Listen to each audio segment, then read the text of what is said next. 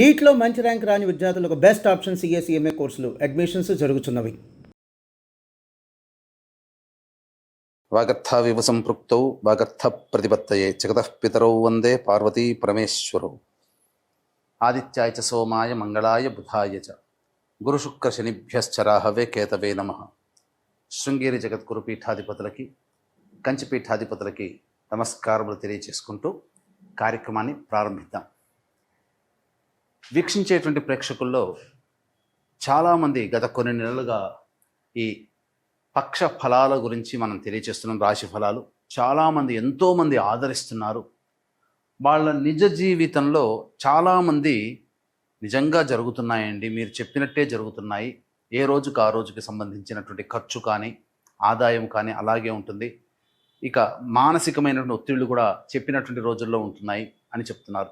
కానీ కొంతమంది మాకు ఇవేవి జరగట్లేవు ఎందుకని అని చెప్పి అడుగుతున్నారు.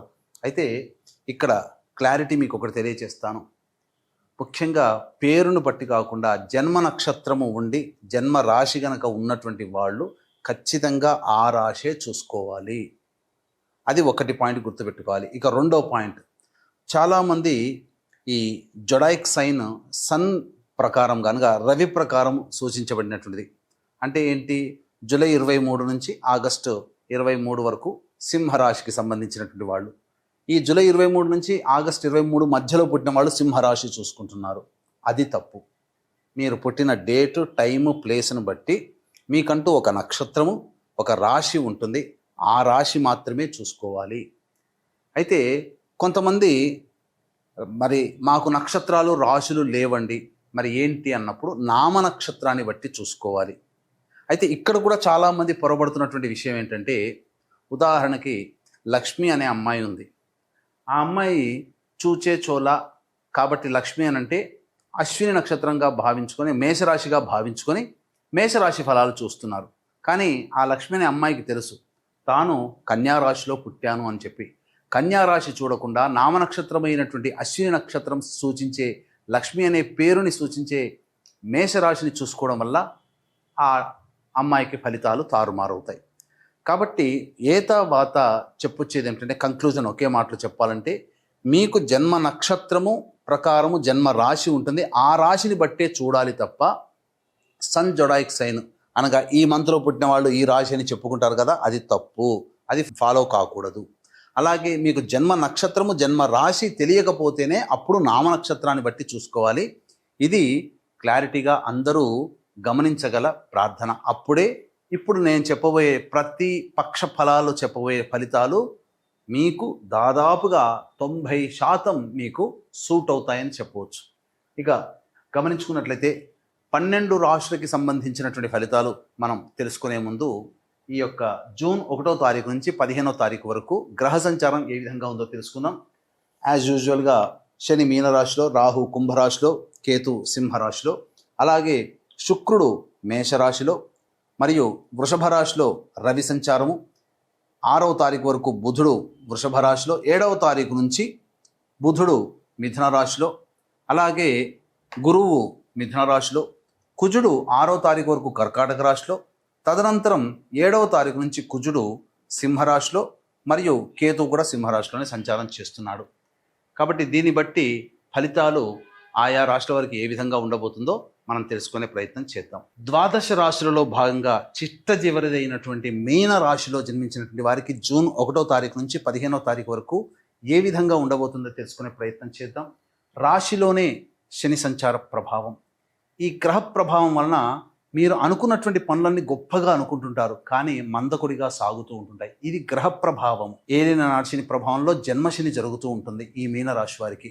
కాబట్టి అన్ని పనులు అనుకున్నవి అనుకున్నట్టుగా జరగాలి అంటే నవగ్రహాల యొక్క అనుగ్రహం మరియు దైవానుగ్రహం కావాలి.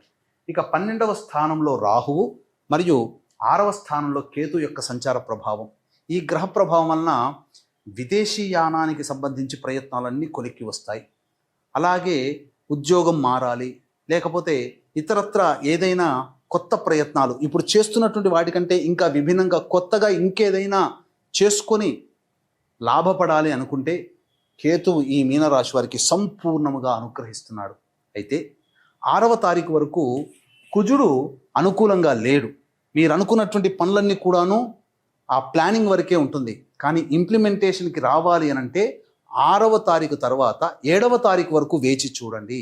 7వ తారీఖు నుంచి కుజుడు కూడా సింహరాశిలో ప్రవేశం చేయడం, ఇట్టి కేతువుకి తోడవడం కారణం చేత మీనరాశిలో జన్మించినటువంటి వాళ్ళకి మీరు ఒక్క దైవానుగ్రహాన్ని పొందే ప్రయత్నం గనుక గట్టిగా దైవాన్ని విశ్వసించి నమ్మకంతో దైవారాధన చేస్తే ఈ శని వలన కలిగేటువంటి నెమ్మదిగా కలిగేటువంటి పనులన్నీ ఈ కుజకేతులు స్పీడప్ చేసి మీకు సంపూర్ణ విజయాన్ని మీకు సంపాదిస్తారు.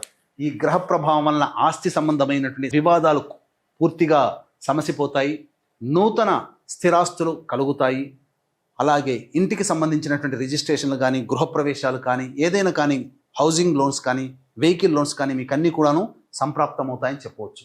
ఇక మీరు గమనించుకున్నట్లయితే ఈ యొక్క 2వ రాశిలో శుక్రగ్రహ సంచార ప్రభావము విలువైనటువంటి వస్తు ఆభరణాలని కొనుగోలు చేస్తారు.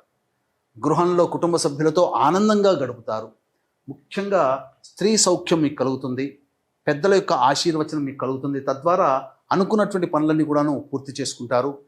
ముఖ్యంగా మీ ముందు నవ్వుతూ మీ వెనకాల గోతులు తవ్వే రహస్య శత్రువుల యొక్క విషయాలు మీకు తెలుస్తాయి. తద్వారా మీరు జాగ్రత్త పడతారు. ఇక 3వ స్థానం అనగా వృషభ రాశిలో రవి యొక్క సంచార ప్రభావం సంపూర్ణంగా ఉండడం వల్ల నిరుద్యోగస్తులకి చక్కటి అవకాశాలు లభిస్తాయి. ఆనందకరమైనటువంటి జీవితాన్ని పొందుతారు. ముఖ్యంగా యోగదాయకంగా ఉంటుంది. అయితే 6వ తారీఖు వరకు బుధుడు అక్కడ ఉన్నటువంటి కారణం చేత, వృషభ రాశిలో సంచారం చేస్తున్నటువంటి కారణం చేత కొంత విపత్కర పరిస్థితులు అనేటువంటివి ఉంటాయి.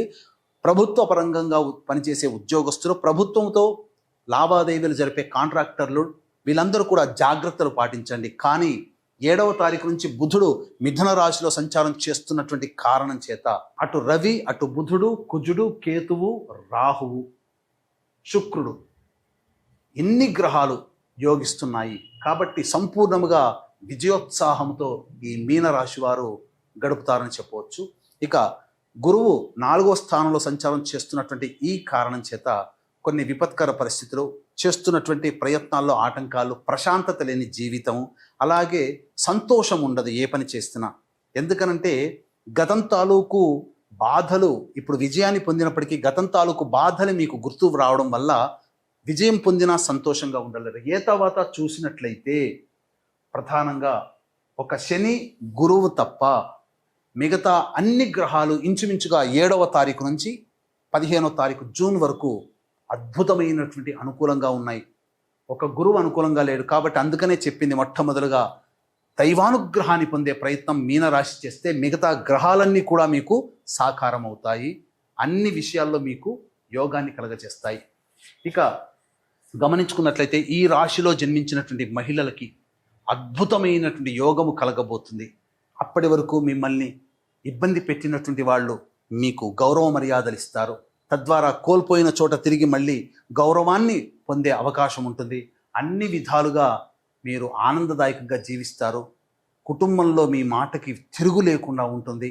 చేస్తున్నటువంటి వృత్తి ఉద్యోగాల్లో మీ మాటే శిలా శాసనం అన్నట్టుగా ఉంటుంది. ముఖ్యంగా ఆభరణాలు, విలువైనటువంటి ఆభరణాలు చేసుకోగలుగుతారు, సొంతం చేసుకోగలుగుతారు. స్థిర చరాస్తుల్లో మీ పేరు మీద రిజిస్టర్ చేసుకునే అవకాశాలు కూడా గోచరమవుతున్నాయి. అన్ని విధాలుగా ఆనందదాయకంగా ఉంటుంది. సంతానం కోసం ఎదురు చూసేటువంటి వాళ్ళు, సంతానం కోసం ప్రయత్నం చేసేవాళ్ళు 7వ తారీఖు తర్వాత అనుకూలమైన వాతావరణాలు గోచరమవుతున్నాయి. మంచి వార్త వింటారు. వివాహం కావాల్సినటువంటి అమ్మాయిలకి 7వ తారీఖు తర్వాత ప్రయత్నాల్లో మీకు మంచి విజయం లభిస్తుంది. ఏ తర్వాత అన్ని విధాలుగా ఈ మహిళలకి అద్భుతంగా ఉంటుంది అని చెప్పడంలో సందేహం లేదు. ఇక 1వ తారీఖు నుంచి 15వ తారీఖు వరకు రోజువారీ కార్యక్రమాల్లో ఏ విధంగా ఉండబోతుందో తెలుసుకునే ముందు వీక్షించేటువంటి ప్రేక్షకులకి గమనిక. మహాజ్యేష్ఠ పౌర్ణమి, జ్యేష్ఠమాసము బుధుడికి సంబంధించింది. ఆ రోజు బుధవారం అయింది. బుధుడు అధిపతి మరియు జ్యేష్ఠ నక్షత్రం కూడా ఉంది. అధిపతి కూడా, నక్షత్రాధిపతి కూడా బుధుడే. కాబట్టి జూన్ 11వ తారీఖు రోజున మహాజ్యేష్ఠ పౌర్ణమి సందర్భంగా మనం ఏ దేవత ఆరాధన చేస్తే ఆ దేవత యొక్క సంపూర్ణ అనుగ్రహం ఆ పౌర్ణమి రోజున కలుగుతుంది. కావున మన యొక్క జీవితంలో జరిగే మంచి చెడు సంఘటనలకన్నిటికీ నవగ్రహాలే కారణం. నవగ్రహాల ద్వారానే మనకు యోగాలు కలగాలి.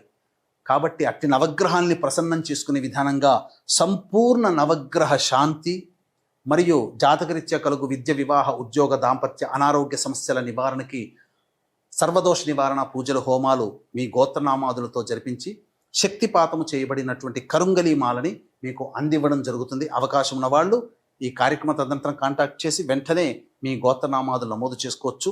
ఆలస్యమైన ఆ 11వ తారీఖు జూన్ రోజున 9 గంటలకి ప్రారంభమవుతుంది కాబట్టి 8 గంటల లోపలనైనా కానీ నమోదు చేసుకునే అవకాశాన్ని ప్రయత్నం చేసుకోండి. ఇక వివరాల్లోకి వెళ్ళినట్లయితే 1వ తారీఖు రోజున మీ ఆరోగ్యం పట్ల శ్రద్ధ వహించాలి. అనారోగ్యం చేసే అవకాశం ఉంటుంది. ఖర్చులు కూడా అధికంగా ఉంటాయి. వృధా కాలయాపన జరుగుతుంది.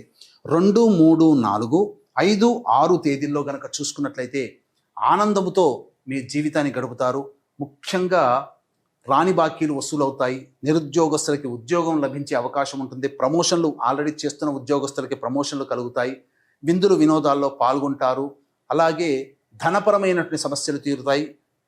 ఖర్చుకు మించిన ఆదాయం లభించడం ద్వారా చాలా సంతోషంగా గడుపుతారు అని చెప్పవచ్చు.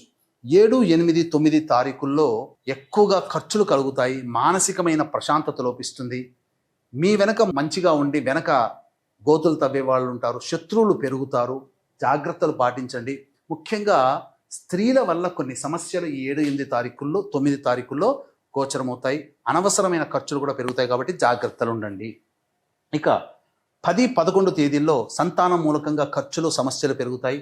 విభేదాలు కూడా ఉంటాయి కాబట్టి జాగ్రత్తలు పాటించండి. ఆస్తి సంబంధమైనటువంటి వివాదాలు ఎక్కువగా మీకు కలుగుతాయి. తద్వారా అనవసరమైనటువంటి ఖర్చులు మీకు పెరుగుతాయని చెప్పవచ్చు.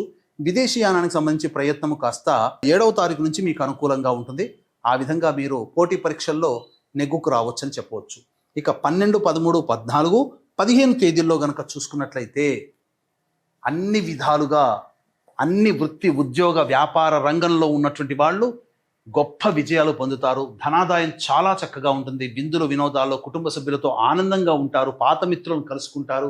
ధనాదాయం కూడా చాలా చక్కగా ఉంటుంది. మీ పేరు ప్రఖ్యాతులు పెరుగుతాయి. నిరుద్యోగస్తులకి ఉద్యోగం లభిస్తుంది. అన్ని విధాలుగా అనుకూలంగా ఉంటుంది. కాబట్టి 7, 8, 9 మరియు ఈ సంబంధించినటువంటి 10, 11 ఈ 5 రోజుల పాటు జాగ్రత్తలు పాటించినట్లయితే మిగతా రోజులన్నీ కూడా అనుకూలంగా ఉంటాయి. ముఖ్యంగా శని, గురువు కూడా అనుకూలంగా లేడు. మిగతా గ్రహాలు అనుకూలంగా ఉన్నాయి. కాబట్టి దైవానుగ్రహాన్ని పొందే ప్రయత్నం చేయమని చెప్తున్నాను. దీంట్లో భాగంగా మహాజ్యేష్ఠ పౌర్ణమి రోజున నవగ్రహాల అనుగ్రహం కోసం సంపూర్ణ నవగ్రహ శాంతి, జాతకరీత్యా కలుగు అన్ని రకాల సమస్యల నివారణకి సర్వదోష నివారణ పూజలు, హోమాలు మీ గోత్రనామాదులతో జరిపించి శక్తిపాతము చేయబడినటువంటి కరుంగలి మాలని మీకు అందివ్వడం జరుగుతుంది. అవకాశం ఉన్న వాళ్ళు కార్యక్రమ తదనంతరం కాంటాక్ట్ చేసి మీ గోత్రనామాలు నమోదు చేసుకోవచ్చు. అలాగే ఇప్పుడు చెప్పబడినటువంటివన్నీ కూడాను రోజువారీ కార్యక్రమాల్లో జరిగే మంచి, చెడు, ఆదాయము, ఖర్చు వివరాలు. ఇంకా డీప్గా మీ యొక్క జన్మ జాతకంలోని విశేషాల గురించి తెలుసుకోవాలనుకున్నట్టయితే దగ్గరలోని మంచి ఉపాసనా పరులైనటువంటి జ్యోతిష్యులను సంప్రదిస్తే మంచి మెరుగైనటువంటి జీవిత పంథాన్ని మీరు సొంతం చేసుకోగలని తెలియజేస్తూ సర్వం శ్రీ ఉమామహేశ్వర పరబ్రహ్మార్పణమస్తు.